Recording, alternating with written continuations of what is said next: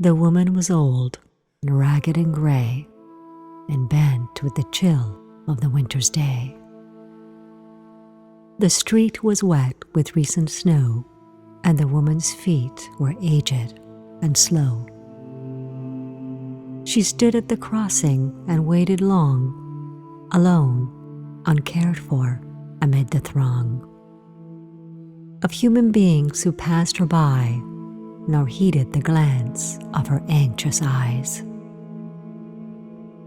Down the street, with laughter and shout, glad in the freedom of school let out, came the boys like a flock of sheep, hailing the snow piled white and deep. Past the woman so old and gray hastened the children on their way, nor offered a helping hand to her, so meek, so timid, afraid to stir, lest the carriage wheels or the horse's feet should crowd her down in the slippery street. At last came one of the merry troop, the gayest laddie of all the group. He paused beside her and whispered low, "I'll help you cross if you wish to go."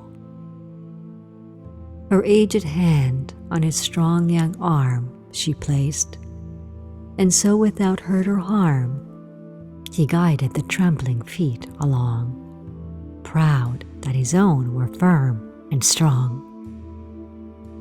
Back again to his friends he went, his young heart happy and well content.